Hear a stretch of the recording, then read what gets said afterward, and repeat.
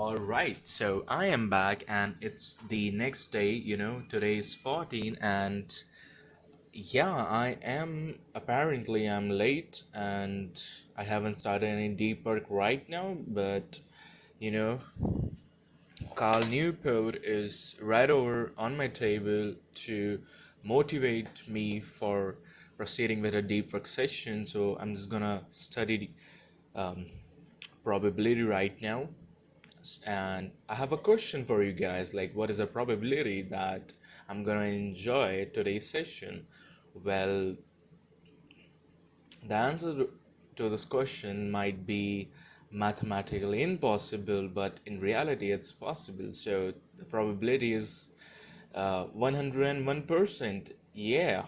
So let's just get started. I think I'm talking too much, and I should just open the lecture and proceed with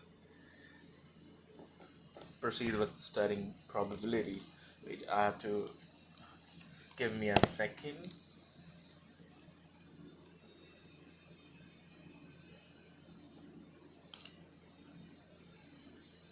Wait, is it disconnected? Yeah. Let me just open my. Oh, that's not the register I was using yesterday.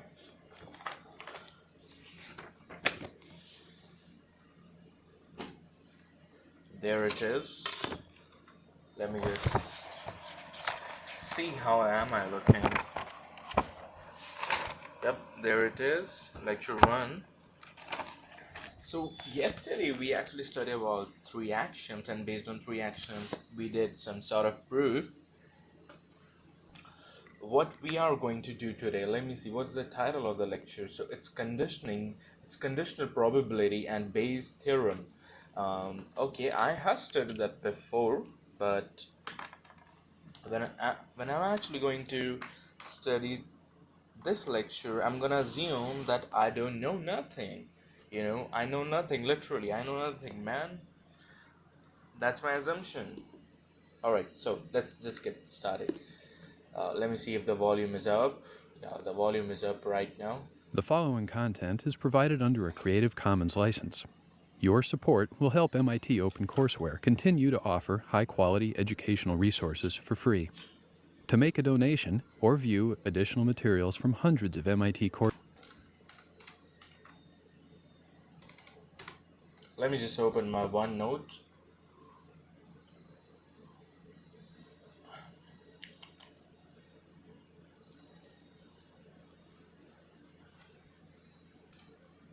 courses, visit MIT OpenCourseWare at ocw.mit.edu. So here's the agenda for today. We're going to do a very quick review, and then we're going to introduce some very important concepts. The idea is that all information is always partial, and the question is, what do we do to probabilities if we have some partial information about a random experiment? We're going to introduce the important concept of conditional probability, and then we will see three very useful ways in which it is used. And these ways basically correspond to divide and conquer methods for breaking up problems into simpler pieces. And also one more fundamental tool which allows us to use conditional probabilities to do inference. That is, if we get a little bit of information about some phenomenon, what can we infer about the things that we have not seen? So, our quick review.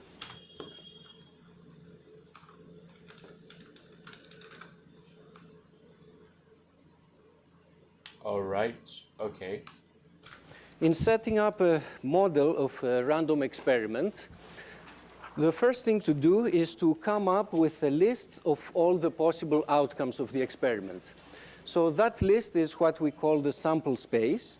It's a set, and the elements of the sample space are all the possible outcomes. Those possible outcomes must be distinguishable from each other. They're mutually exclusive. Either one happens or the other happens, but not both.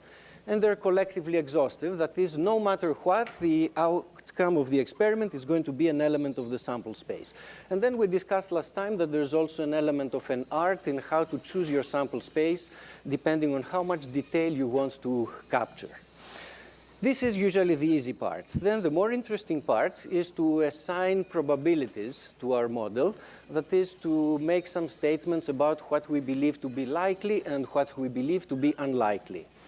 The way we do that is by assigning probabilities to subsets of the sample space.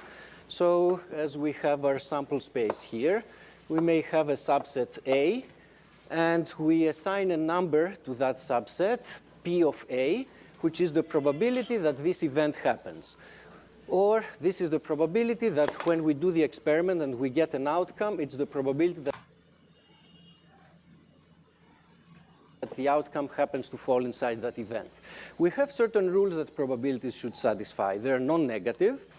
The probability of the overall sample space is equal to 1, which expresses the fact that we are certain, no matter what, the outcome is going to be an element of the sample space. Well, if we set it up right so that it exhausts all possibilities, this should be the case. And then there's another interesting property of probabilities that says that if we have two events or two subsets that are disjoint, and we're interested in the probability that one or the other happens, that is, the outcome belongs to A or belongs to B. For disjoint events, the total probability of these two taken together is just the sum of their individual probabilities. So probabilities behave like masses. The mass of the object consisting of A and B is the sum of the masses of these two objects. Or you can think of probabilities as area. Wait, I just have to make sure that I'm recording. Yeah, everything looks perfect. They have, again, the same property. The area of A together with B is the area of A plus the area of B. But as we discussed at the end of the last lecture, it's useful to have in our hands a more general version of this additivity property, which says the following. If we take a sequence of sets, A1, A2, A3, A4, and so on, and we put all those sets together, it's an infinite sequence, and we ask for the probability that the outcome falls somewhere in this infinite union. That is, we are asking for the probability that the outcome belongs to one of these sets. And assuming that the sets are disjoint, we can again find the probability of the overall set by adding up the probabilities of the individual sets. So this is a nice and simple property, but it's a little more subtle than you might think. And let's see what's going on by considering the following example. We had an example last time where we take our sample space to be the unit square. And we said, let's consider a probability law that says that the probability of a subset is just the area of that subset. So let's consider this probability law. OK. Now, the unit square is the set. Let me just draw it this way. The unit square is the union of one-element sets consisting of all the points. So the unit square is made up by the union of the various points inside the square. So union over all x's and y's. Okay? So the square is. So that's a new notation that I have learned. Like I have not seen any notation like that. So what they're trying to say, where's my digital pen? Oh, there it is. So what they're trying to say over here is that the unit square is basically made up of, if we see a square, there are infinite points inside. Well, that's a square now. So there are infinite points inside the square, and the area is basically, the union of different points x comma y. That's what they have written, and I've never seen this notation before. Yeah, that's what they have written. Let me just write this properly.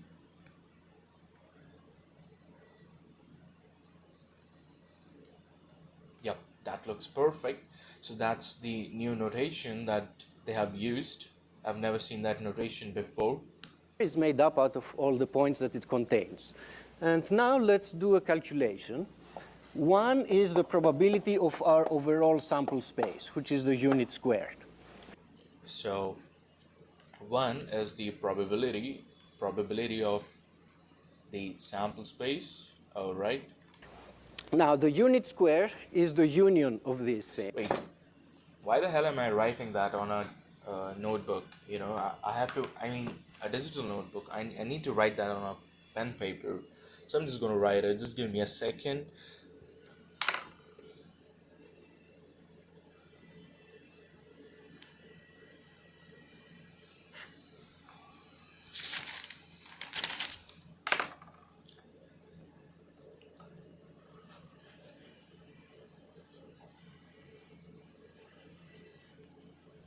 So the probability of A is nothing but the area of A itself, and that's made up of x comma the union of infinite points x comma y. Things.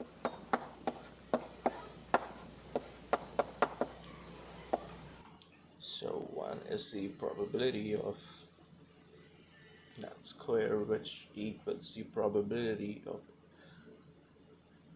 occurrence of all those points.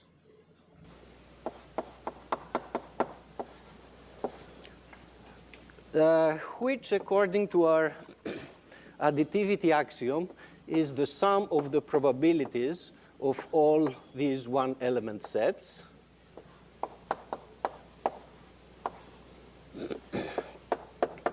Now, what is the probability of a one-element set? What is the probability of this one-element set? What's the 0. probability that our outcome is exactly that particular point? 0. Well, it's the area of that set, which is 0. So it's just a sum of zeros. And by any reasonable definition, the sum of zeros is 0. So we just proved that 1 is equal to 0.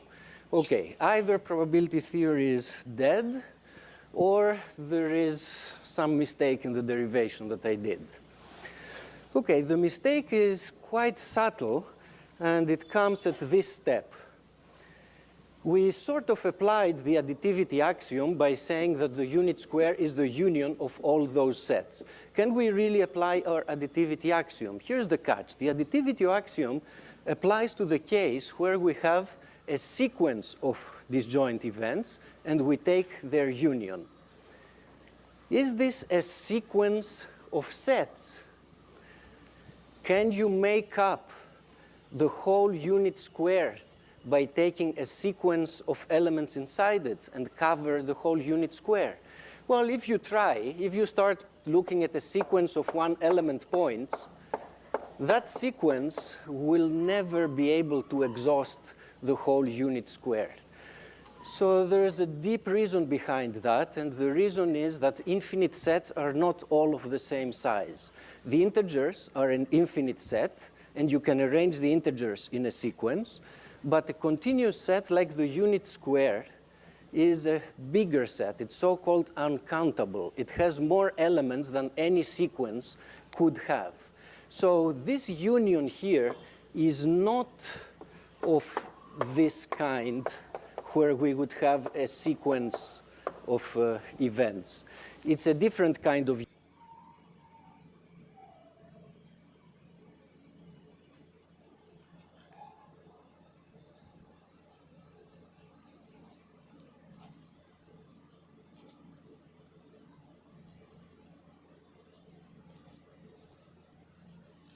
union. It's a union that involves a union of many, many more sets. So the countable additivity axiom does not apply in this case because we're not dealing with a sequence of sets. And so this is the incorrect step. So at some level, you might think that this is puzzling and awfully confusing. On the other hand, if you think about areas the way you're used to them from calculus, there's nothing mysterious about it. Every point on the unit square has 0 area. When you put all the points together, they make up something that has finite area. So there shouldn't be any mystery behind it. Now, one interesting thing that this discussion tells us especially the fact that a single element set has 0 area, is the following. Individual points have 0 probability.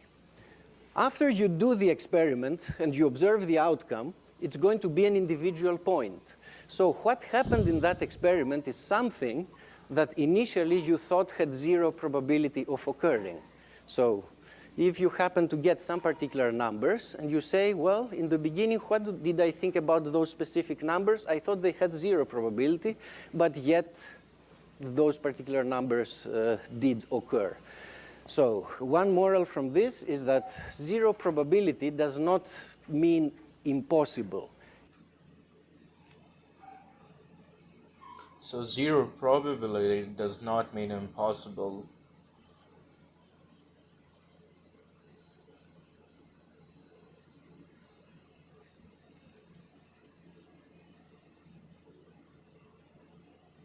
It just means extremely, extremely unlikely by itself. So 0 probability things do happen. In such continuous models, actually 0 probability outcomes are everything that happens. And the bumper sticker version of this is to always expect the unexpected. Yes? That means that the probability isn't 0. Sorry? But it's just very, very, very close to 0. Well, probability is supposed to be a real number, so it's either 0 or it's a positive number. So you can think of the probability of things just close to that point, and those probabilities are tiny and close to 0. So that's how we're going to interpret probabilities in continuous models, but this is 2 chapters ahead. Yep? We're going to interpret probability of 0 in continuous models that way, then how do we interpret probability of 1 that it's extremely likely but not necessarily for certain? That's also the case. For example, if you ask in this continuous model, if you ask me for the probability that xy is different than the point 0, 0, this is the whole square except for 1 point. So the area of this is going to be 1. But this event is not entirely certain because the 0, 0 outcome is also possible. So again, probability of 1 means essential certainty, but it still allows the possibility that the outcome might be outside that set. So these are some of the weird things that are happening when you have continuous models, and that's why we start this class with discrete models.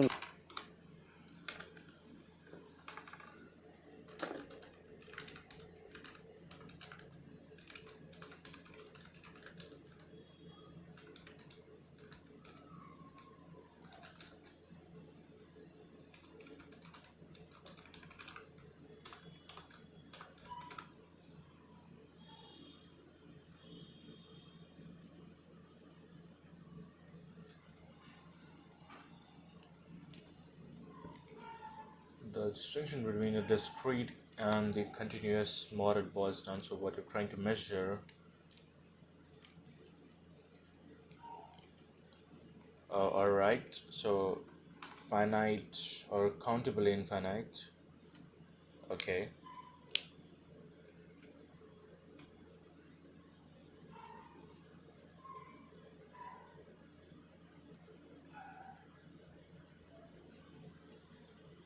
And a real number, uncountable. Probability density function denoted as fxx, alright. To find the probability, you integrate over the area. Example, the exact time at light will last before burning out, the exact outdoor temperature at noon, the precise coordinate where the dart is in the boat.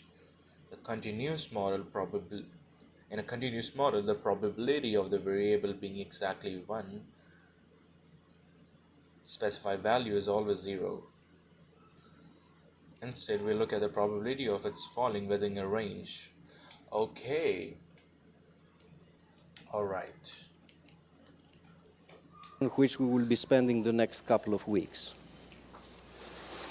Okay, so now once we have set up our probability model, and we have a legitimate probability law that has these properties, then the rest is usually simple. Somebody asks you a question of calculating the probability of some event. Well, you were told something about the probability law, such as, for example, that probabilities are equal to areas, and then you just need to calculate. In this type of examples, somebody would give you a set, and you would have to calculate the area of that set. So the rest is just calculation and simple. All right, so now it's time to start with our main business for today. And the starting point is the following. You know something about the world, and based on what you know, you set up a probability model and you write down probabilities for the different outcomes. Then So it's conditional probability, okay? DATA.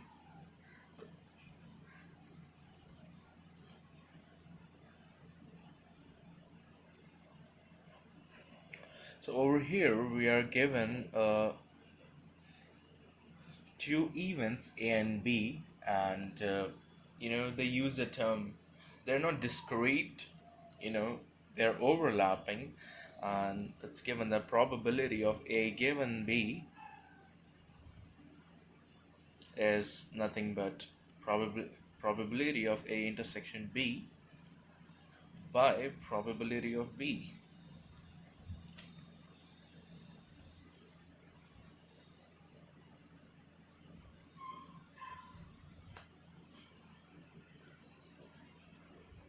So we can also write that probability of B given A can be probability of A intersection B by probability of A.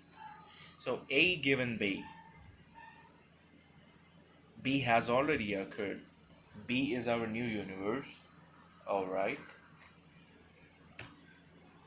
something happens and somebody tells you a little more about the world, gives you some new information. This new information in general should change your beliefs about what happened or what may happen.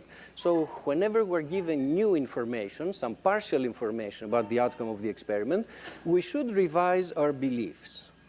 And conditional probabilities are just the probabilities that apply after the revision of our beliefs when we're given some information. So let's make this into a numerical example. So inside the sample space, this part of the sample space, let's say, has probability 3/6. This part has 2/6, and that part has 1/6. I guess that means that out here we have 0 probability. So these were our initial beliefs about the outcome of the experiment. Suppose now that someone comes and tells you that event B occurred. So they don't tell you the full outcome of the experiment, but they just tell you that the outcome is known to lie inside this set B. Well, then you should certainly change your beliefs in some way. And your new beliefs about what is likely to occur and what is not is going to be denoted by this notation. This is the conditional probability that event A is going to occur, the probability that the outcome is going to fall inside the set A, given that we are told and we're sure that the event lies inside the event B. Now, once we're told that the outcome lies inside the event B, then our old sample space in some ways is irrelevant. We have a new sample space, which is just the set B. We are certain that the outcome is going to be inside B. For example, what is this conditional probability? It should be 1, given that. So it's basically B intersection B. So it's B. Okay, wait. Let me just try that. So the probability of B given B, it can be written as probability of B. Wait, am I loud enough? Yeah, I must be loud enough. Yeah. So it's probability of B intersection B by probability of B. So B intersection B is eventually B. Intersection means common element. So, if there is a set B, what is the common, that's B itself. So that's basically probability of B, by probability of B, that's 1. Okay, all right. That I told you that B occurred, you're certain that B occurred, so this has unit probability. So here we see an instance of the revision of our beliefs. Initially, event B had a probability of 2 plus 1/6, that's 1/2. Initially, we thought B had probability 1/2. Once we're told that B occurred, the new probability of B is equal to 1. Okay, how do we revise the probability that A occurs? So we are going to have the outcome of the experiment. We know that it's inside B, so we will either get something here and A does not occur, or something inside here and A does occur. What's the likelihood that, given that we're inside B, the outcome is inside here? Here's how we're going to think about it. This part of the set B, in which A also occur, in our initial model was twice as likely as that part of B. So outcomes inside here were collectively were twice as likely as outcomes out there. So we're going to keep the same proportions and say that given that we are inside the set B, we still want outcomes inside here to be twice as likely as outcomes there. So the proportions of the probabilities should be 2 versus 1. And these probabilities should add up to 0 because together they make the conditional probability of B. So the conditional probabilities should be 2/3 probability of being here and 1/3 probability of being there. That's how we revise our probabilities.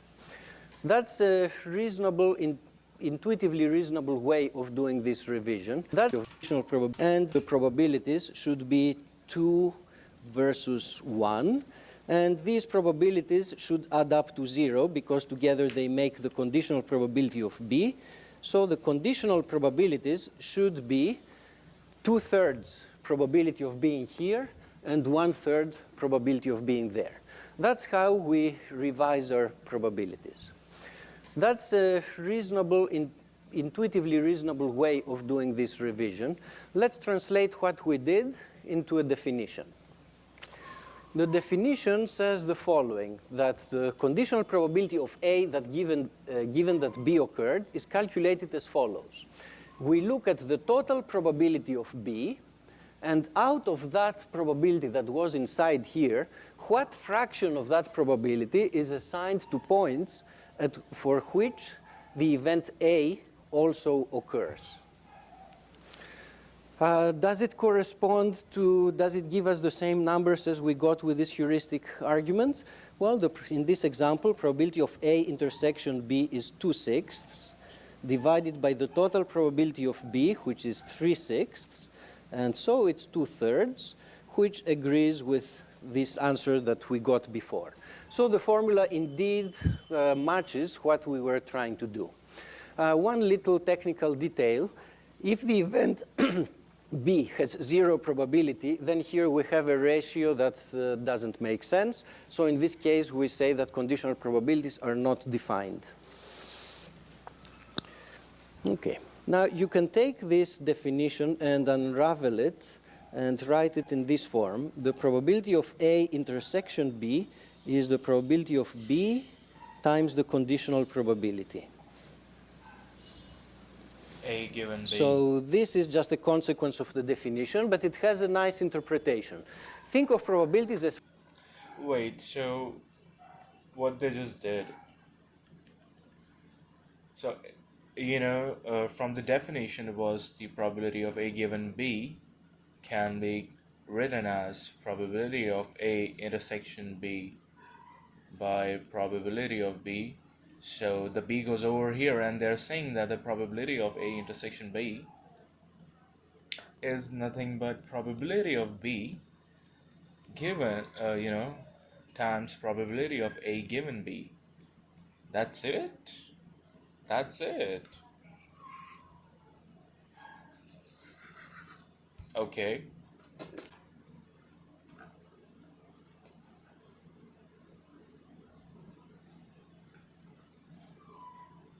Let me just hide my OBS. You know, I just mistakenly stopped the recording. Anyways, frequencies. If I do the experiment over and over, what fraction of the time is it going to be the case that both A and B occur?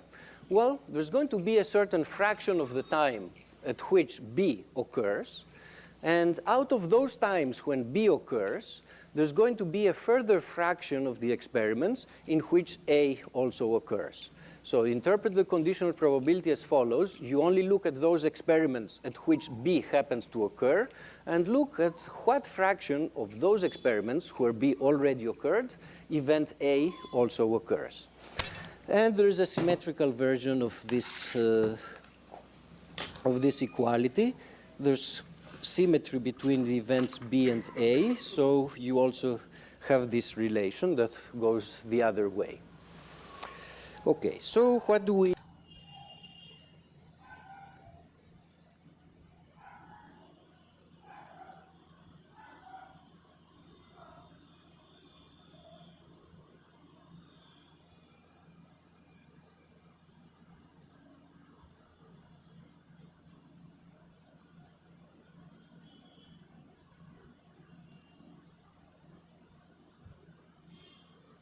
use these conditional probabilities for? First, one comment. Conditional probabilities are just like ordinary probabilities. They are the new probabilities that apply in a new universe where event B is known to have occurred. So we had an original probability model. We are told that B occurs. We revise our model. Our new model should still be a legitimate probability model, so it should satisfy all sorts of properties that ordinary probabilities do satisfy. So for example, if A and B are disjoint events, then we know that the probability of A union B is equal to the probability of A plus probability of B. And now if I tell you that a certain event C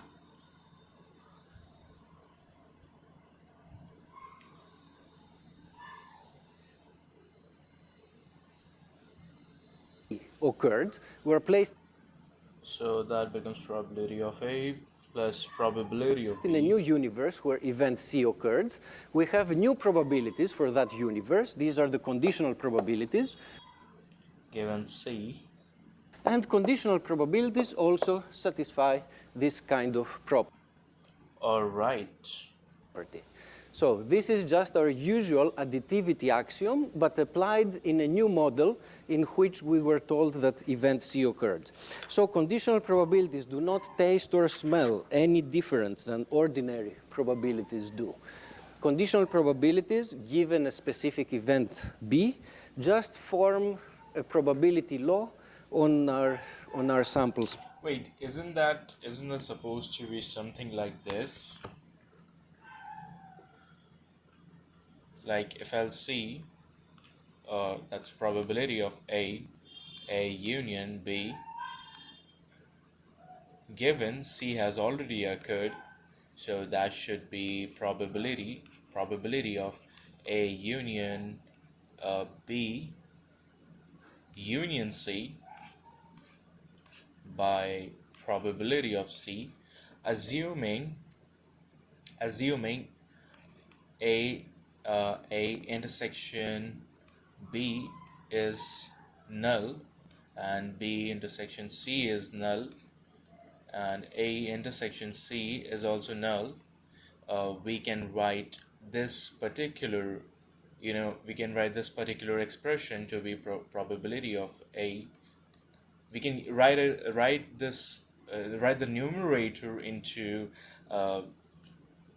the probability of the individual event, so that's probability of A plus probability of B plus probability of C by probability of C. That becomes P of A by P of C plus P of B by P of C plus 1. And where we are even going, I don't know. I think how do we arrive at this? So P of A. What is P of A given C? Let me just, so P of A, P of A given C, that equals probability probability of A, probability of A, uh, union C by probability of C. Assuming there are disjoints, we could write it as P of A plus P of C by P of C. So that becomes P of A by P of C plus 1. And then we have P of B, probability of B given C has already occurred, so that should be probability of B. I'm just writing it the direct way, probability of C plus 1. If we add them up, we are actually getting probability of A by probability of C plus P of B by P of C plus 2, and that's not equivalent to the expression that we got above. Nope, nope. There must be something wrong. There must be something wrong. Space. It's still a probability. It's a different probability law, but it's still a probability law that has all the desired properties. Okay, so where do conditional probabilities come up? They do come up in quizzes and they do come in silly problems. So let's start with this. We have this example from last time, two rolls of a die. All possible pairs of rolls are equally likely, so every element in this square has probability of 1 over 16. So all elements are equally likely. That's our original model. Then somebody comes and tells us that the minimum of the two rolls is equal to 0. What's that event? So the minimum of 2 could be 0. The minimum equal to 0 can happen in many ways if we get two zeros, or if we get a 0 and, if we get two twos, a 2, or get a 2 and something larger. And so this So 1, 2, 3, 4, 5. So 5 over 16. So the first will have an answer. The first one will have answer 5 over 16. is our new event So that's max of x comma y. That should be 4 comma 4, 1 comma 16. B. The red event is the event B. And now we want to calculate probabilities inside this new universe. For example, you may be interested in the questions about the maximum of the two rolls. So the maximum of the two rows should be 4 comma 4 if I'm not wrong. So it should be 4 comma 4 for value of x and y, and that's this square, so it should be 1 over 16. In the new universe, what's the probability that the maximum is equal to 1?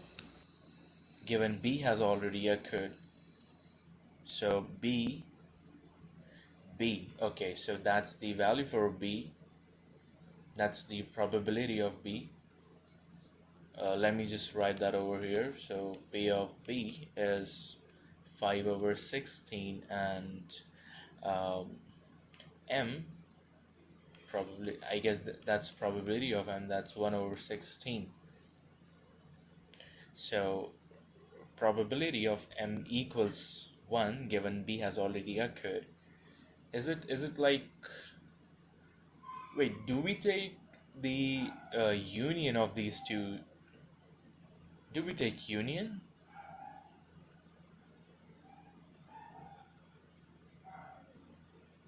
I think that should be 0.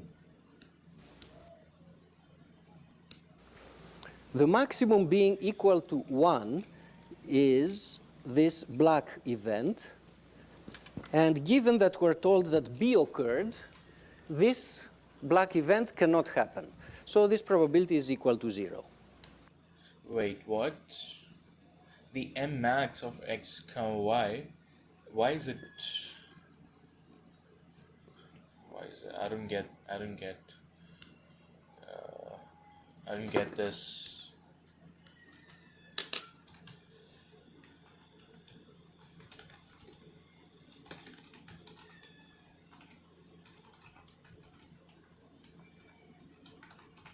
It's not.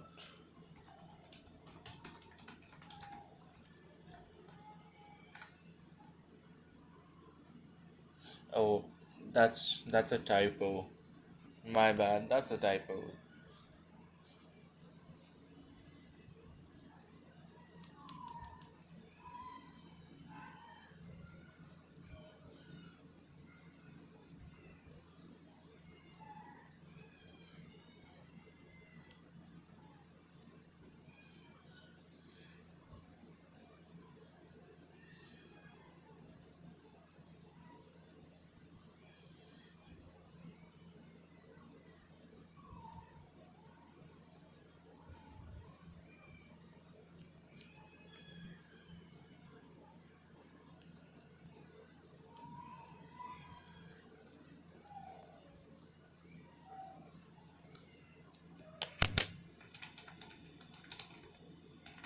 Y m equals max x, comma y is 1 comma 1 and not 4 comma 4.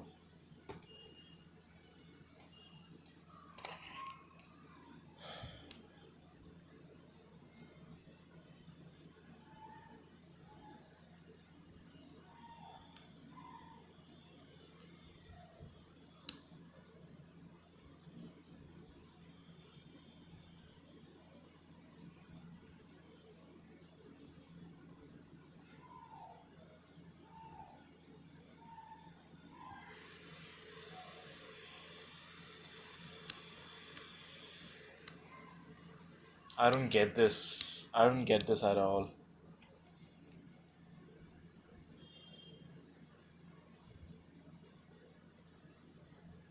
I don't get this at all, man. How about the maximum being equal to 2, given that event B? Okay, we can use the definition here. It's going to be the probability that the maximum is equal to 2 and B occurs, divided by the probability of B. So the probability of B is, I guess it was 5 over 16, and the maximum occurs to be 2 would be,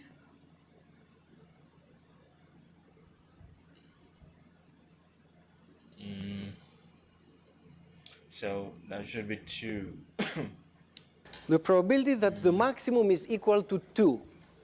Okay, what's the Okay, so there comes the part where the probability becomes really confusing to understand. event that the maximum is equal to 2? Let's draw it. This is going to be the blue event. The maximum is equal to 2 if we get any of those blue points.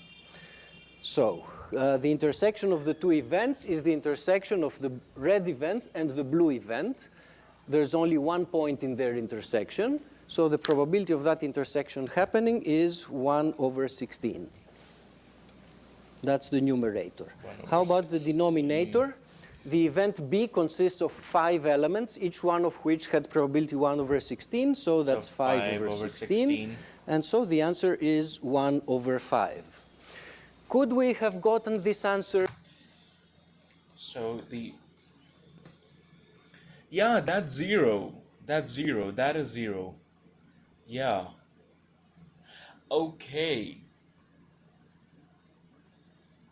All right, all right, all right. My confusion is gone now.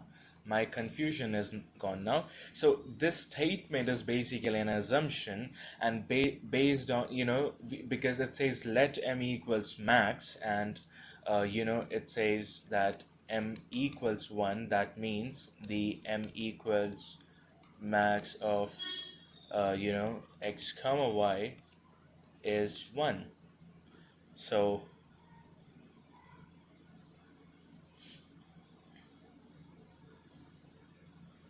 that's this area only, and it's not having any intersection. So for m equals 1 intersection with the b, that equals 0, and that's one of the reason that the probability of m equals this, so the probability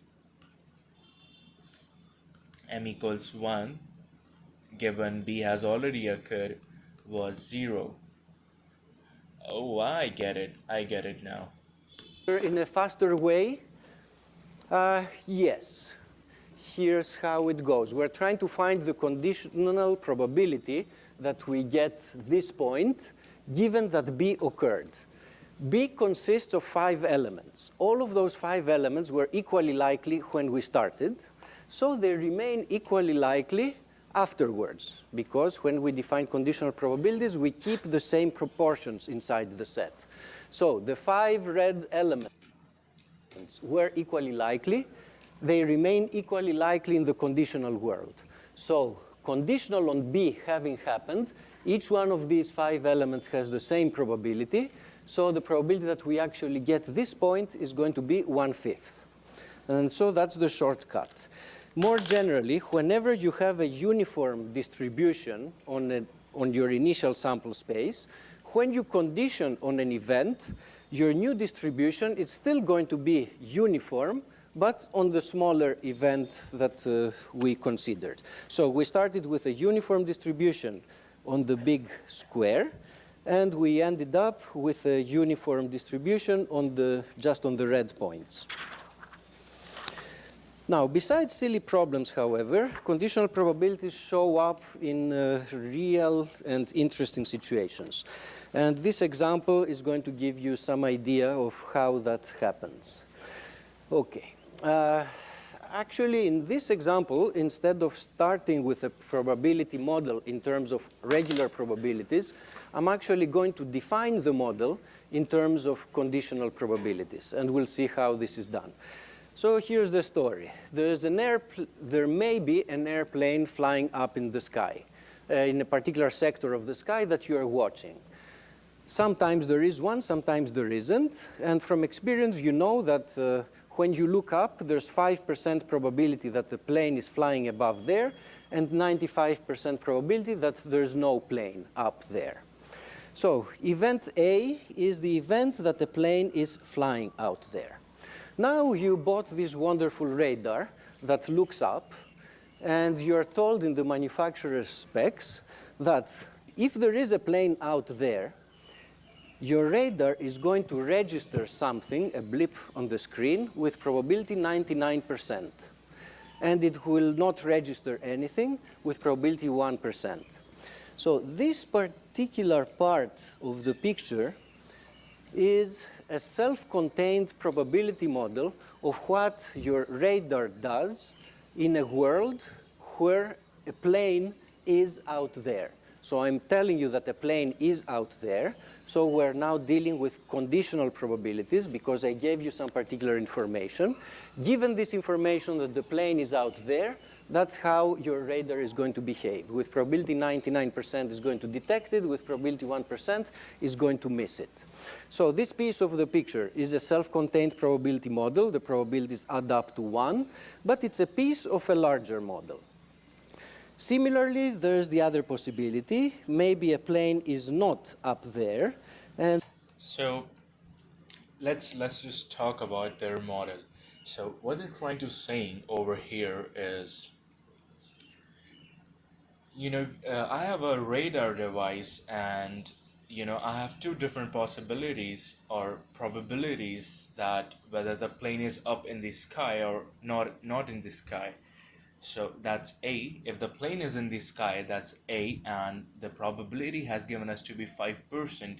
If it means that there's a 5% chances that the plane is in the air. And there are 95% chances that the plane is not in the air. If it's in the air, the radar is going to show a reading, and the probability of showing a reading will be 99% or 0.99. And the probability that the device does not show any reading is 0.01 or 1%. And the next thing that they're talking about is the probability that the airplane is not in the air. The manufacturer specs tell you something about false alarms. A false alarm is the situation where the plane is not there, but for some reason your radar picked up some noise or whatever and shows a blip on the screen. And suppose that this happens with probability 10%, whereas with So that's probability of A complement. So given B, so B is basically the next event. B is basically if that device, that radar device is showing your reading or not. So I don't know if you can see it clearly, but it's written probability of B given A complement and probability of B complement given A complement has already occurred. A complement has already occurred. It means there is no there is no. And wait, B actually means it will show a reading, and B complement means it will not show a reading. So if the plane is not right there, but if the meter, if the device is still showing the reading, it means it's a false alarm. So that's the I don't know what I should call it, but that's the probability. That's a false probability. I don't know what to call it, but that's anyways probability just 9%, your let's just leave it. But I've just understood what they're trying to say. That's pretty much clear. radar gives the correct answer. So this is a sort of a model of what's going to happen with respect to both the plane.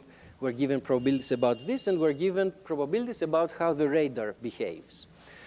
So here I have indirectly specified the probability law in our model by starting with conditional probabilities as opposed to starting with ordinary probabilities. Can we derive ordinary probability starting from the conditional ones? Yeah, we certainly can. Let's look at this event. A. So now they're asking, what is the probability of A intersection B? So A intersection B,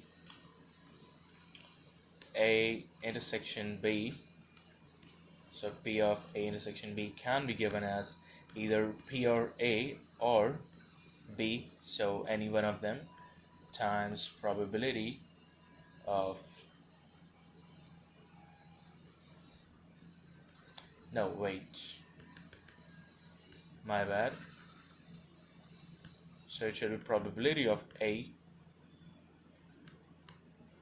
times probability of B given A, if I'm not wrong, and it can be written as probability of B times probability of A given B has already occurred.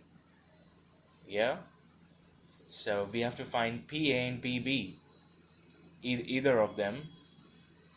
So PA is already given. PA, we have PA. Do we have this? Yeah, we have. So that's 99. Okay, so this should be, so the probability, not probability, yeah, so the probability of A intersection B can be given as, what is the probability of A? So that's 0.05 times 0.99. If I'm not wrong, that's 99, and let's just calculate 0.05 times 0.99, so that's 0.495, that equals 0.0495. So probability of A intersection B is 0.04495. So what's the next question? Let's just solve. So what is the probability of B?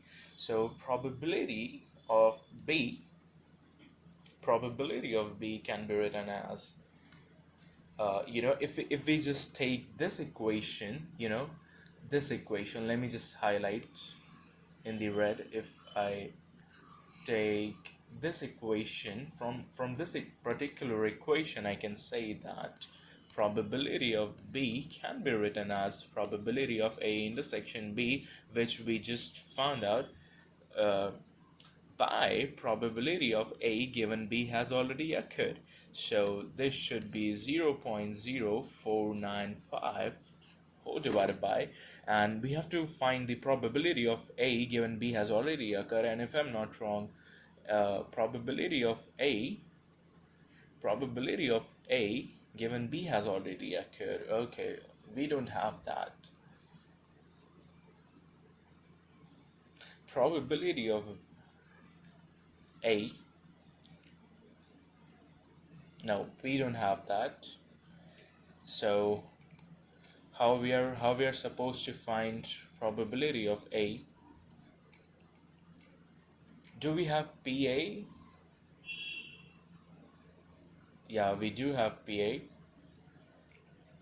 Mm, wait. So if these two values are equal, I can eventually write that,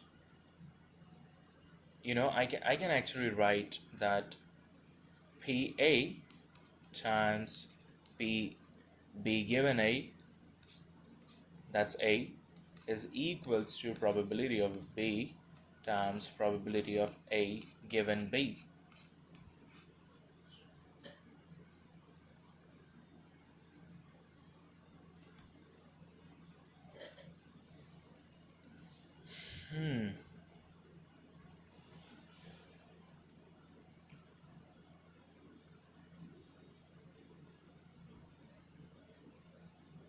Wait, we could just have find that, using this. So the probability of B B given A complement, so this can be written as probability of B intersection probability, sorry, A intersection A complement. We don't have that by probability of A intersection.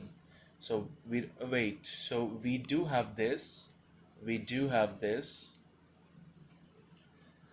um,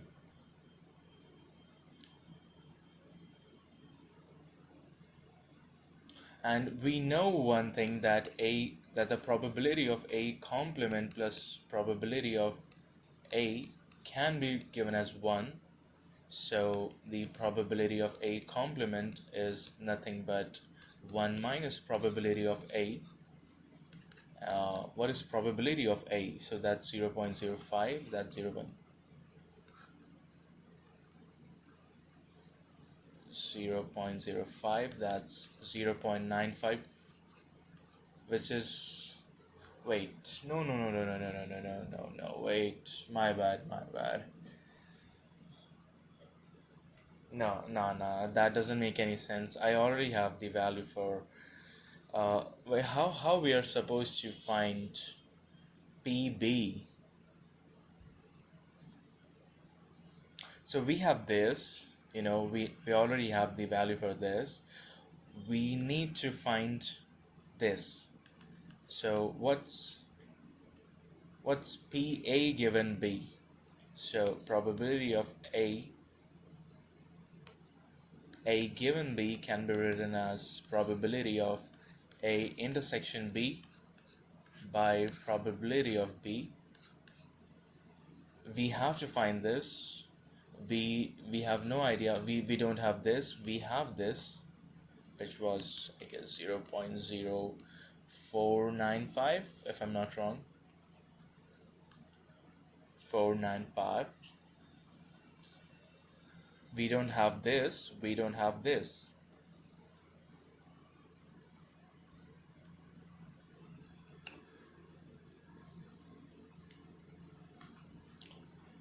Let me think.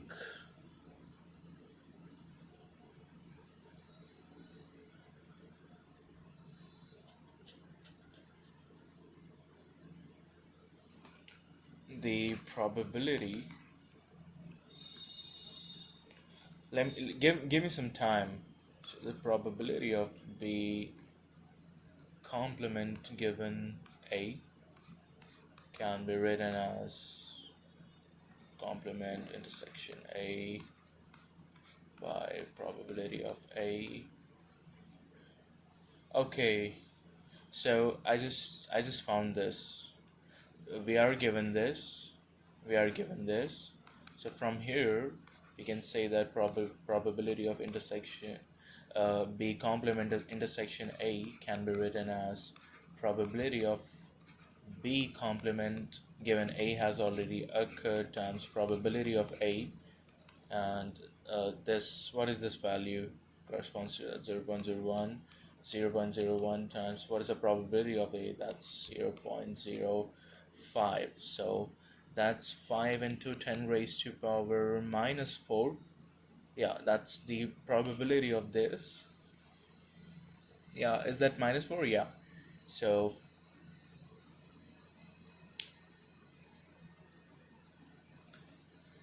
if I'm not wrong, okay,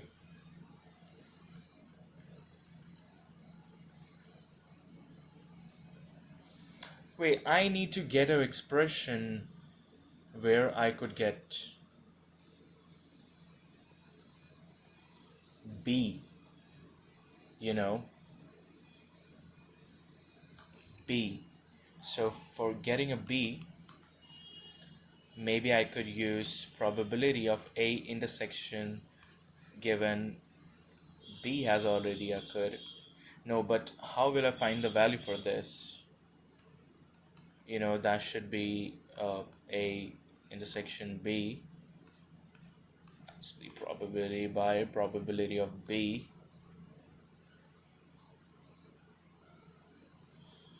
I have the value. No, I don't have value for. Do I have value for this? No, I don't have value for this. I don't have value for this. And I don't even have value for this. So that doesn't make any sense. Let's just see the lecture, what it says. Intersection B, which is So, the event. what was A intersection B came out to be? So that was, let me just highlight that.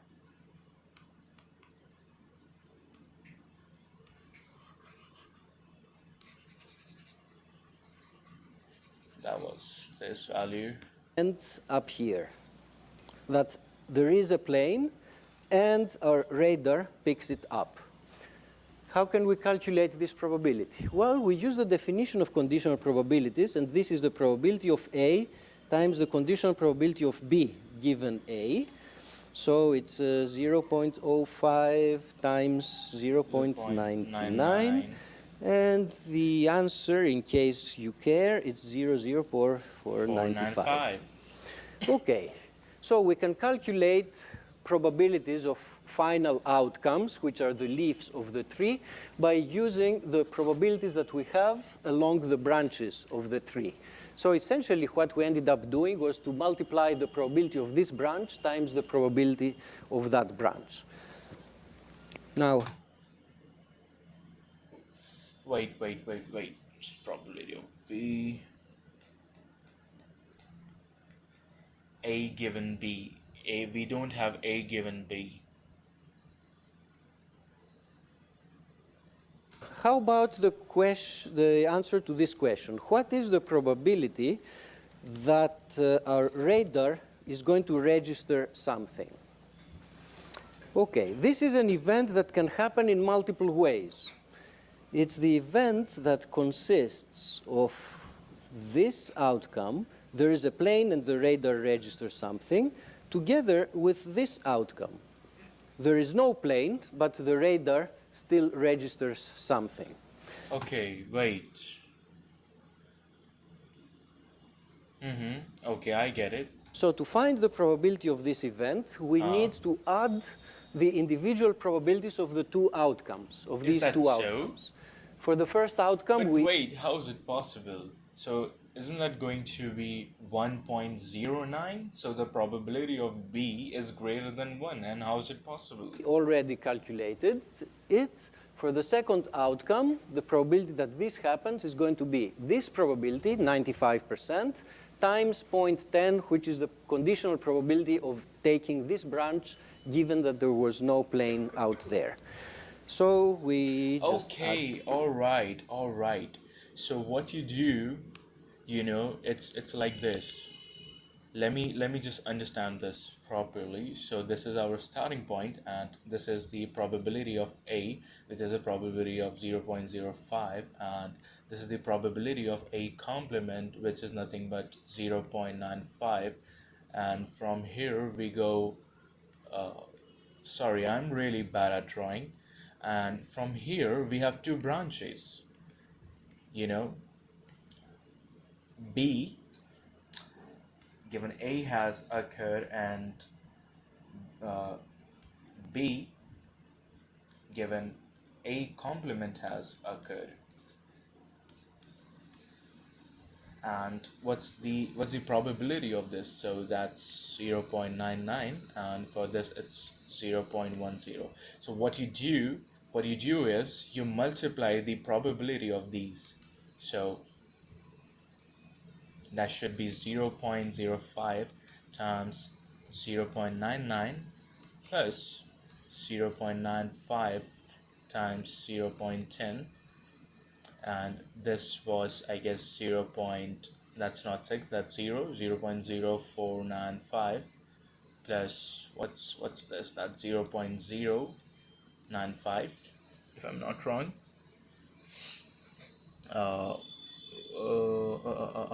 Wait, so you get 5, 1 2 3 1 2 3. Okay, what's 9 plus 5? That equals 14. 1 goes over here, 4 5, it becomes 0.545.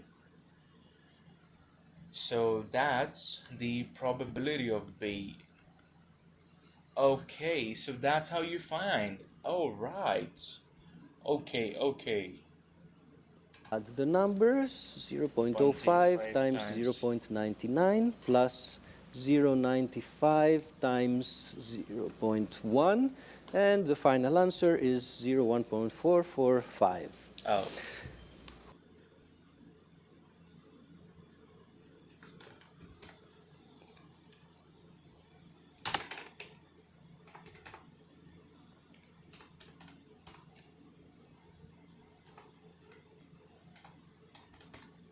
oh my bad. So it would be my bad. Well, my logic was correct. 1.445. My bad. It happens. Okay, It's totally and now okay. here's the interesting question. Given that your radar recorded something, how likely is it that there is So the next thing we need to find is probability. So P of A given B already occurred. That should be intersection B by probability of B. So we already have this. That's 0.0495 divided by 0.1441445. Whatever the answer comes is your required answer. an airplane up there? Okay. Your radar registers something that can be caused by two things. Either there's a plane there and your radar did its job, or there was nothing but your radar fired a false alarm. What's the probability that this is the case as opposed to that being the case? Okay, the intuitive shortcut would be that it should be the probability of you look at the relative odds of these two elements and you use them to find out how much more likely it is to be there as opposed to being there. But instead of doing this, let's just write down the definition and just use it. It's the probability of A and B happening divided by the probability of B. This is just our definition of conditional probabilities. Now, we have already found the numerator. We have already calculated the denominator, so we take the ratio of these two numbers, and we find the final answer, which is 0.34. Okay. There's a slightly curious thing that happens in this example. Doesn't this number feel a little too low?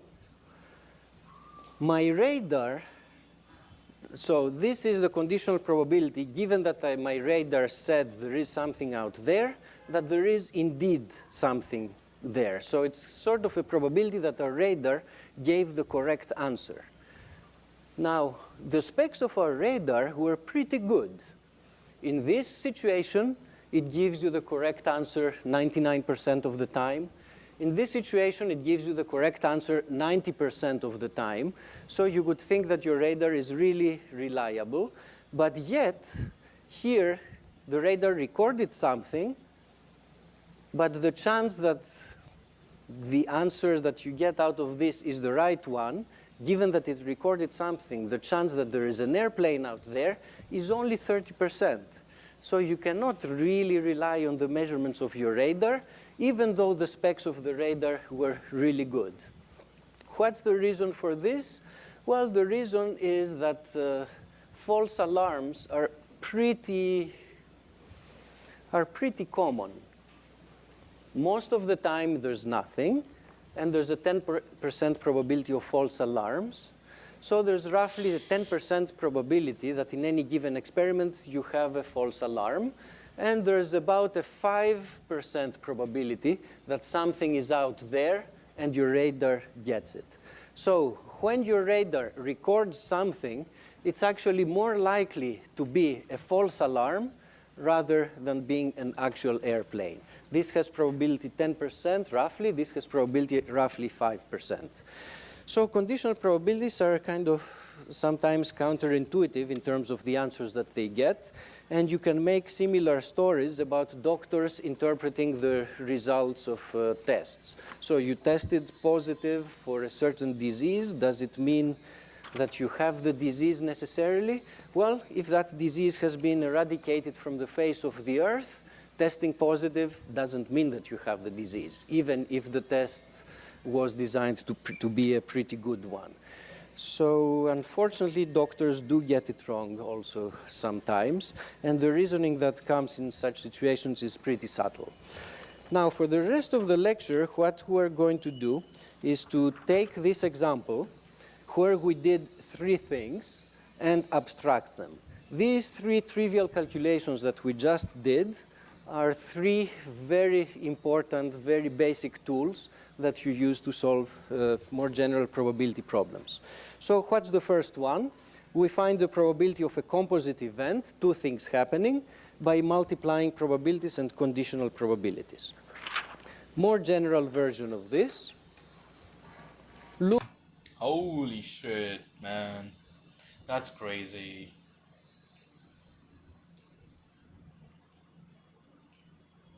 So, A, probability of A, and from here, this branch corresponds to the probability of B given A has occurred.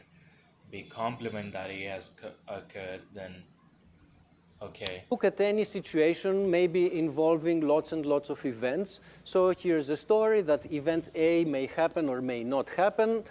Given that A occurred, it's possible that B happens or that B does not happen.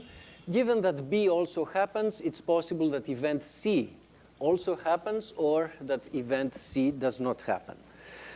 And somebody specifies for you a model by giving you all these conditional probabilities along the way. Notice what we do along the branch as the tree progresses. Any point in the tree corresponds to certain events having happened. And then, given that this has happened, we specify conditional probabilities. Given that this has happened, how likely is it that C also occurs? Given a model of this kind, how do we find the probability of this event? The answer is extremely simple. All that you do is move along the tree and multiply conditional probabilities along the way. So, in terms of frequencies, how often do all 3 things happen, A, B, and C? You first see how often does A occur. Out of the times that A occurs, how often does B occur? And out of the times where both A and B have occurred, how often does C occurs? And you can just multiply those three frequencies with each other. What is the formal proof of this? Well, the only thing we have in our hands is the definition of conditional probabilities. So let's just use this. And OK, now the definition of conditional probabilities tells us that the probability of two things is the probability of one of them times a conditional probability. Unfortunately, here we have the probability of three things. What can I do? Well, I can put a parenthesis in here and think of this as the probability of this and that. This. And apply our definition of conditional probabilities here. The probability of two things happening is the probability that the first happens times the conditional probability that the second happens given A and B, given that the first one happened. So this is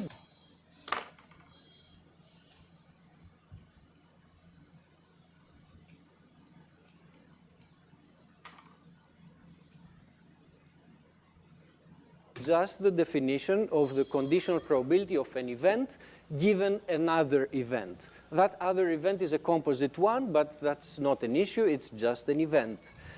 And then we use the definition of conditional probabilities once more to break this apart and make it P of A, P of B given A, and then finally the last term.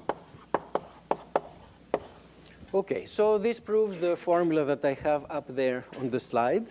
And if you wish to calculate any other probability in this diagram, for example, if you want to calculate this probability, you would still multiply the conditional probabilities, calculate this.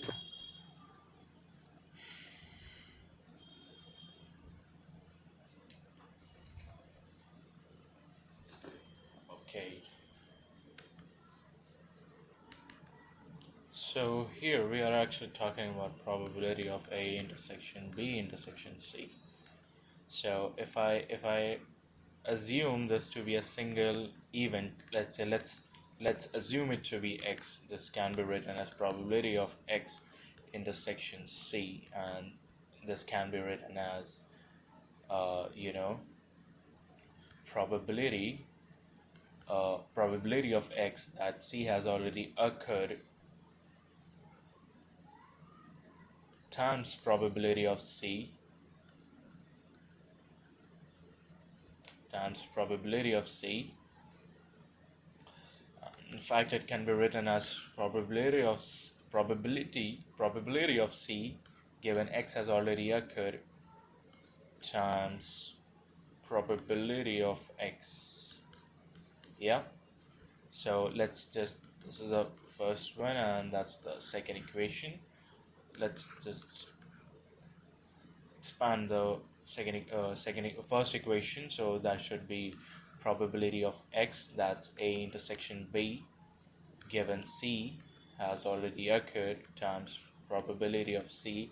And for the second one, it goes probability of C given A intersection B has already occurred times probability of A intersection B. Yeah. And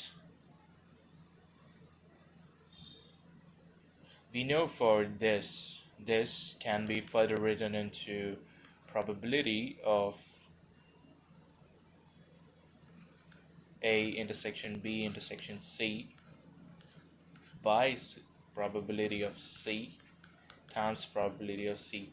Okay, so we just came back to the original equation. Okay, I don't have to write that, but yeah, I got the point. So that's what they're trying to say of A intersection B. So they have not written, for some reason they have not written this. They have not written this, instead they have written this, the second equation. I don't know why, because this can be written as, so P of A intersection B can be written as P of A given B has already occurred times probability of B, if I'm not wrong. or either it can be written as P of B given A has already occurred times P of A.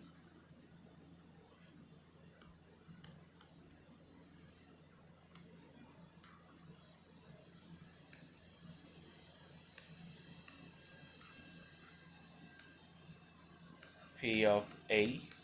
So they have not written this again. They have not written this again. They have written this. So ultimately the probability of A intersection B intersection C becomes probability of A times probability of B given A has already occurred times probability of C given A intersection B has already occurred, if I'm not wrong. Yeah, so that's the required.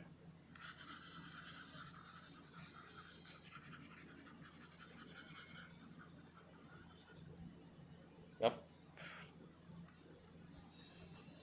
Probability, you would still multiply the conditional probabilities along the different branches of the tree. So you have to, in order to find, let's say, this is a starting point and this is the B1, B2 branch 1, and these are the, I don't know what you call it, let's say B11, B12,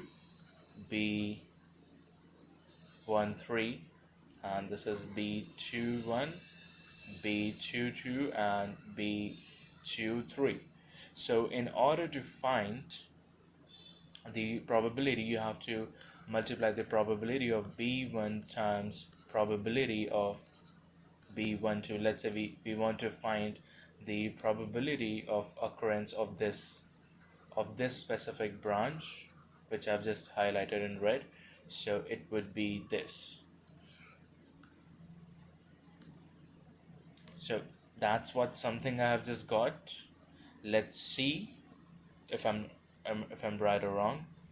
They might just give some more examples to it. In particular, here in this branch, you would have the conditional probability of C complement given A intersection B complement, and so on. So you write down probabilities along all those three branches and just multiply them as you go. So this was the first skill that we're covering. What was the second one? What we did was to calculate the total probability of a certain event B that consisted of, was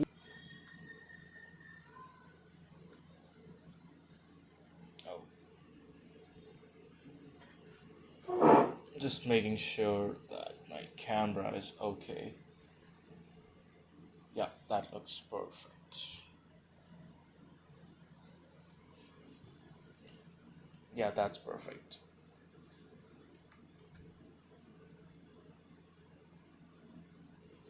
made up from different possibilities which corresponded to different scenarios. So we wanted to calculate the probability of this event B that consisted of those two elements. Let's generalize.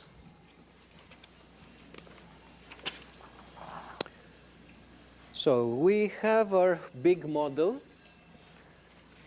and the sample space is partitioned in a number of sets. In our radar example, we had a partition in two sets. Either a plane is there or a plane is not there. Since we're trying to generalize, now I'm going to give you a picture for the case of three possibilities or three possible scenarios. So Oh, okay. whatever happens in the world, there are three possible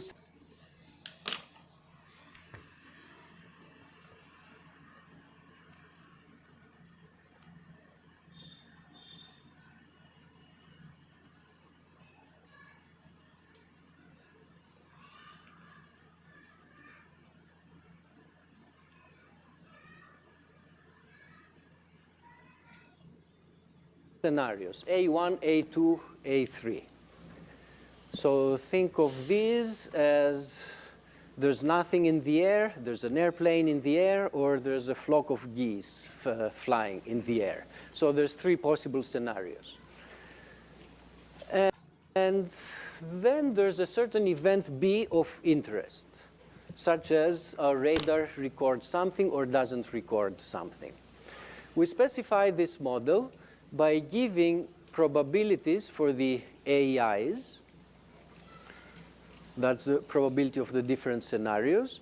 And somebody also gives us the probabilities that this event B is going to occur, given that the ith scenario has occurred. Think of the AIs as scenarios.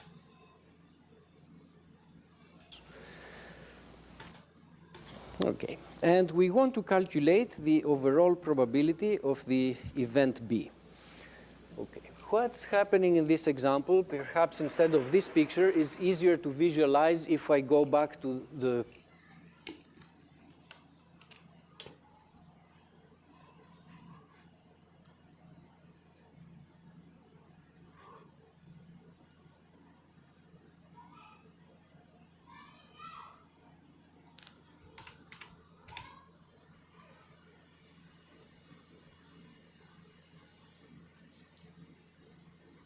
So the probability of B should be what? Probability of A1 times probability of B given A1 has already occurred plus probability of A2 times probability of B given A2 has already occurred plus probability of A3 given times probability of B given A3 has already occurred. Okay, and we want to calculate the overall probability of the event B. Okay, what's happening in this example, perhaps instead of this picture, is easier to visualize if I go back to the picture I was using before. We have three possible scenarios, A1, A2, A2 and A3. And under each scenario, B may happen or B may not happen.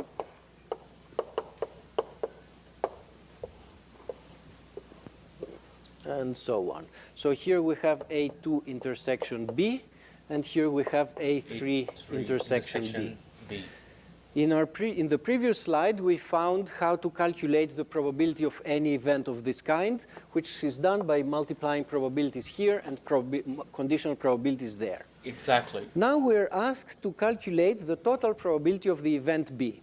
The event B can happen in three possible ways. It can happen here, it can happen there, and it can happen here. Okay, I get it where it's going. So this is our event B.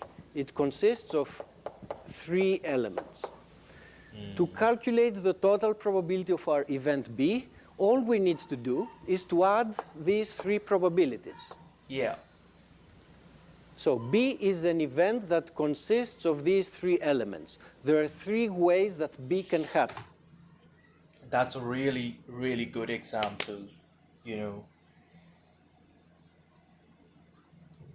A1, A2, A3, and then we have B intersection A1, B complement intersection A1, we have B intersection A2, B intersection A3.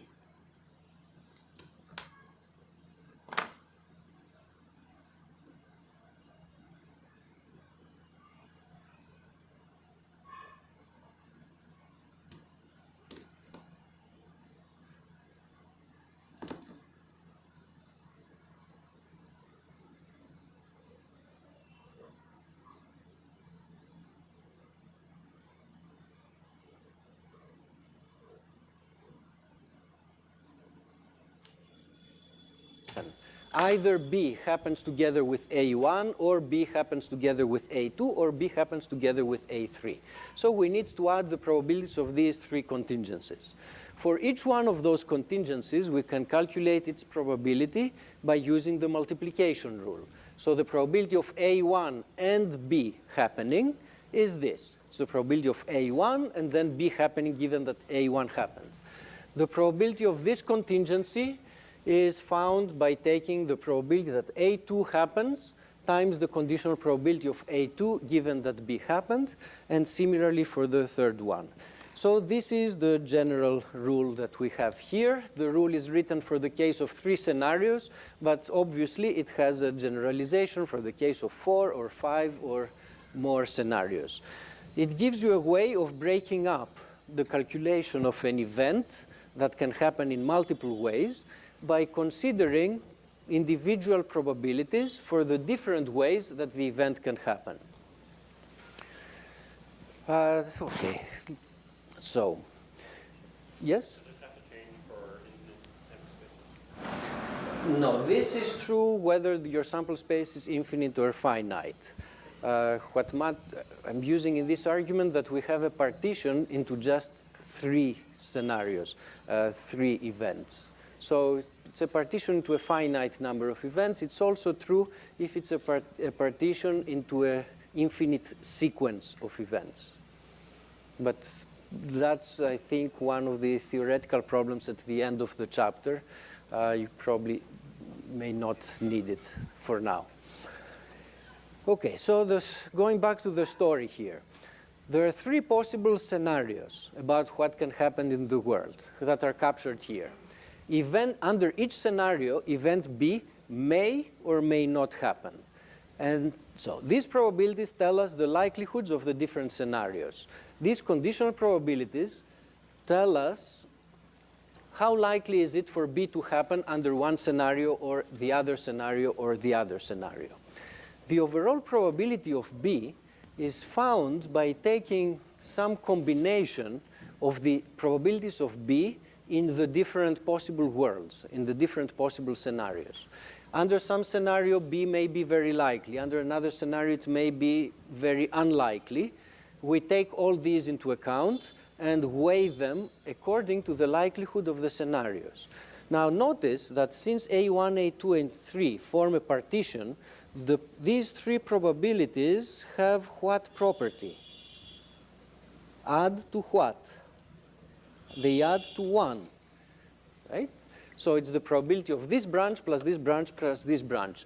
So what we have here is a weighted average of the probabilities of the B's in the different worlds or in the different scenarios. Special case. Suppose the 3 scenarios are equally likely. So P of A1 equals 1/3 equals to P of A2, P of A3. What are we saying here? In that case of equally likely scenarios, the probability of B is the average of the probabilities of B in the 3 different worlds or in the 3 different scenarios. Okay, so finally, the last step, if we go back again 2 slides,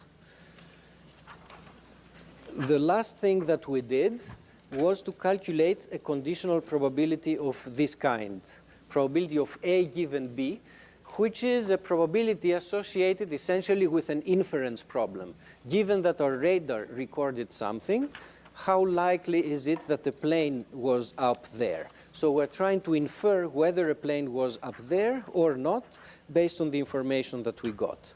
So let's generalize once more. So we know that the probability of B given A for each I wish to compute.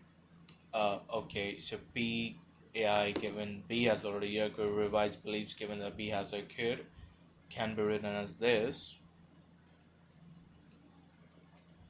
Okay.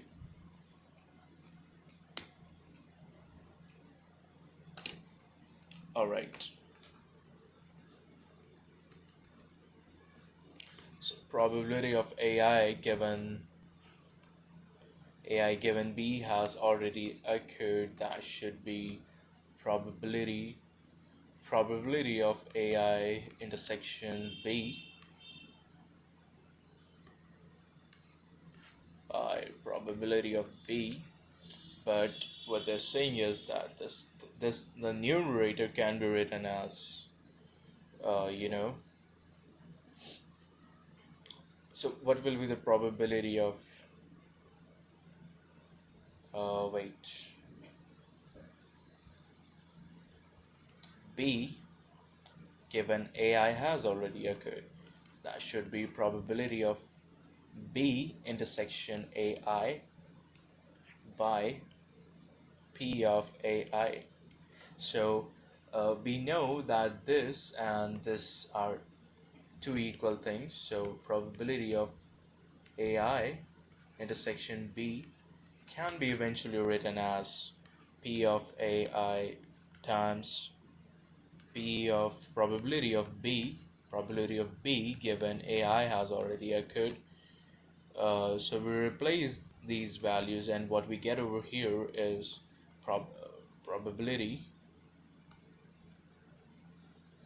So we get probability of AI by probability of B times probability of B given AI has already occurred. So I guess that's what they have written. So AI by probability of B times probability of B given AI has already occurred. Yeah, that's what they have written over here. And we know that the probability of B is nothing but the summation from I equals 1 to 3 corresponding to our question,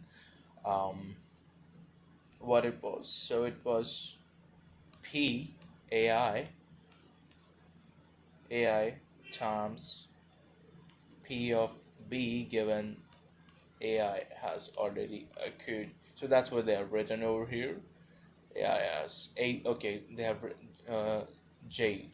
So probability. So the final answer becomes probability of AI given B has already occurred to be probability of AI times probability of B given AI has already occurred, uh, divided by the summation from j equals 1 to 3, and it becomes probability of B, my bad, it's actually probability of AI times probability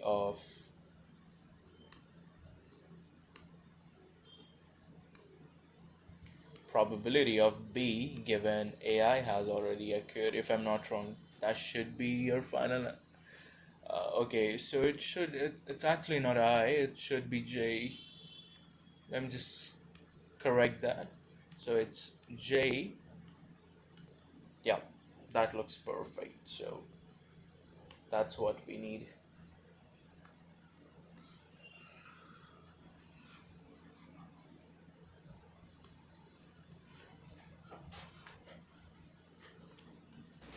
Oh, let me just write that over here. So I given B can be written as probability of AI intersection B by probability of B, and probability of AI intersection B could be written as probability of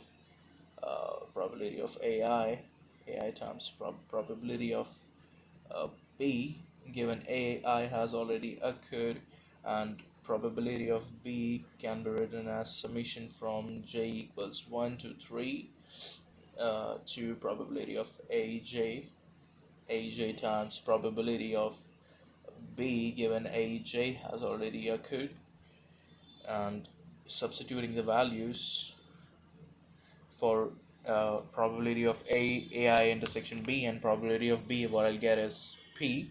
So I'm getting this formula only. So that's probability of AI intersection B can be given B has already occurred can be given as probability of AI times probability of B given AI has already occurred divided by summation from j equals 1 to 3 P of aj times P of B given aj has already occurred.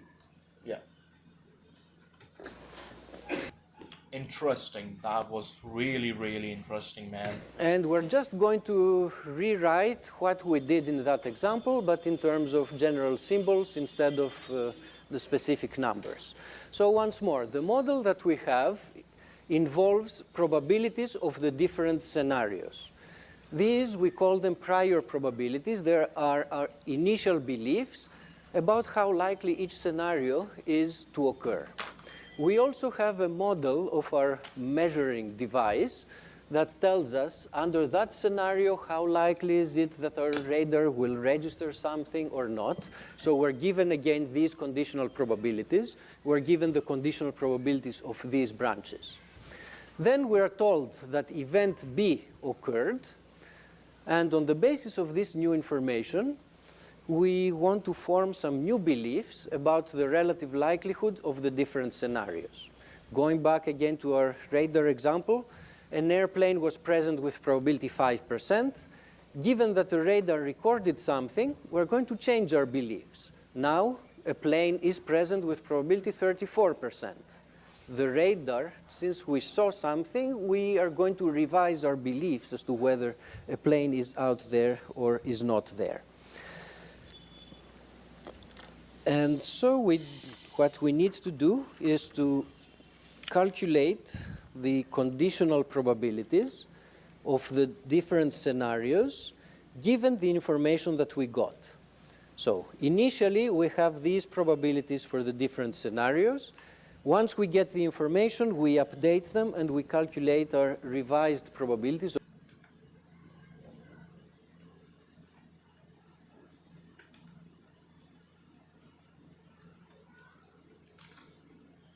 Or conditional probabilities given the observation that we made. Okay, so what do? We just use the definition of conditional probabilities twice. By definition, the conditional probability is the probability of two things happening divided by the probability of the conditioning event. Now I'm using the definition of conditional probabilities once more, or rather I use the multiplication rule. The probability of two things happening is the probability of the first and the second. So these are things that are given to us. They're the probabilities of the different scenarios, and it's the model of our measuring device, which we assume to be available. And how about the denominator? This is the total probability of the event B. But we just found that it's easy to calculate using the formula in the previous slide. To find the overall probability of event B occurring, we look at the probabilities of B occurring under the different scenario and weigh them according to the probabilities of all the scenarios. So in the end, we have a formula for the conditional probability, A is given B, based on the data of the problem, which were probabilities of the different scenarios and conditional probabilities of B given the A's. So what this calculation does is basically it reverses the order of conditioning. We are given conditional probabilities of this kind, where it's B given A, and we produce new conditional probabilities where things go the other way. So schematically, what's happening here is that we have a model of cause and effect. And so a scenario occurs, and that may cause B to happen or may not cause it to happen. So this is a cause-effect model. And it's modeled using probabilities such as probability of B given AI. And what we want to do is inference, where we're told that B occurs, and we want to infer whether AI also occurred or not.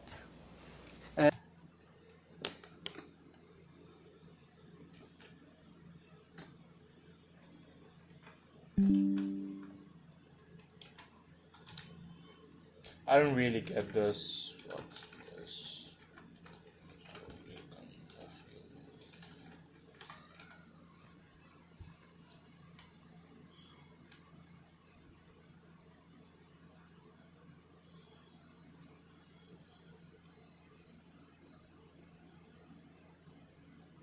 Bayesian probability,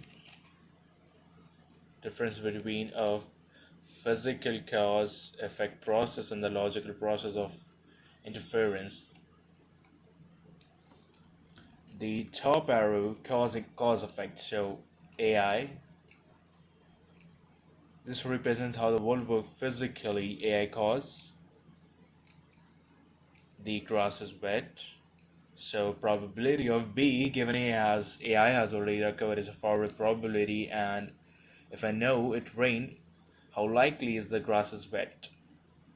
This is usually easy to calculate because we understand the physical mechanism. Rain makes things wet. Okay. The bottom arrow interference B. This is where we act like detectives. This is the heart of the Bayes theorem. We don't see the cause, we only see the observed effect. We only see the effect. We see the grass is wet and we want to infer if it rained. The goal to find the probability of AI. Okay. Okay, all right. So like here's the thing. You know, uh it rained in the night, and we have to find the probability whether the grass is wet or not. So it would be probability of B given AI has already occurred. So what is AI? AI is basically the whether it rained in the night or not. But let's say I just woke up in the morning and I saw the grass is wet. So there could be multiple reasons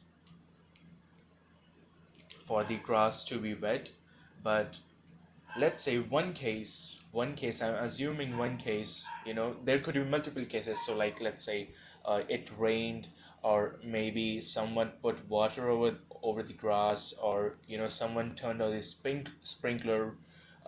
There could be any reason, or maybe the moisture in the air was too high that the water got condensed on the grass, and that's because. So let's say the first case that it rained. So what is the probability of AI means it rained given B has already occurred. So what is B is basically that our grass is wet.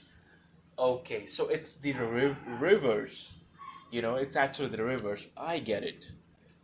Oh man, I'm just stopping the recording for some reason mistakenly. This is the third time. Oh no, this is actually the second time I did it. But anyways, let's just get back. And the appropriate probabilities for that are the conditional AI probabilities that given B A has occurred given that B occurred. B So occurred. we are starting with a causal model of our situation. It models.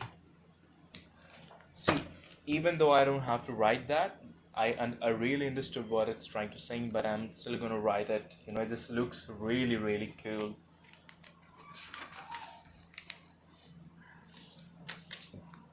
Probably gonna remember this for a very long time.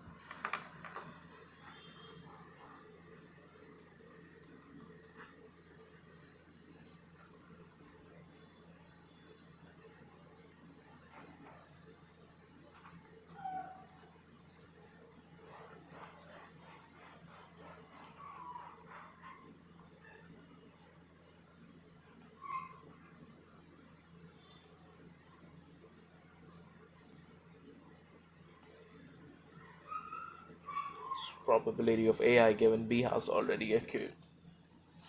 Okay.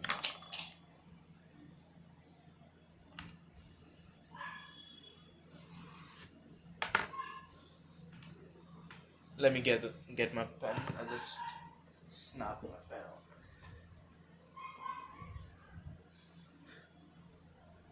All right.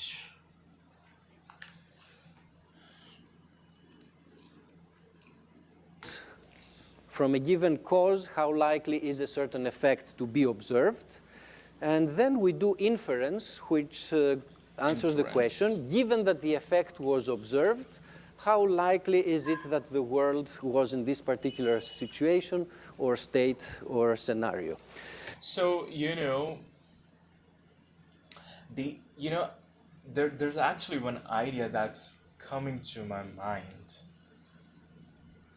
The dinosaurs got extincted, and AI is the the possible number of events that occurred. Because of it, the dinosaurs got extincted, and the extinction of dinosaurs is basically big. So let's say we can actually make cases that an asteroid came and fall on the earth. So what is the probability that an asteroid came and fall on the earth given the dinosaurs has already extincted? Oh my god. Oh my god. That's crazy. That's crazy. I mean, we could use probability in such cases. That's fascinating. That's the beauty of mathematics. So the name of the Bayes rule comes from Thomas Bayes, a British theologian back in the 1700s. This calculation addresses a basic problem, basic philosophical problem, how one can learn from experience or from experimental data in some systematic way. So the British at that time were preoccupied with this type of question. Is there a basic theory that we can, about how we can incorporate new knowledge to previous knowledge? And this calculation made an argument that yes, it is possible to do that in a systematic way. So the philosophical underpinnings of this have a very long history and a lot of discussion around them. But for our purposes, it's just an extremely useful tool, and it's the foundation of almost everything that gets done when you try to do inference based on partial observations. Very well. Till next time. Oh my god, that was really, really independence. So the next lecture is independence. That was really, really, really good. If I've seen this video, just make sure that you like the video. You just go to the video and like my comment. All right, see you till the next time.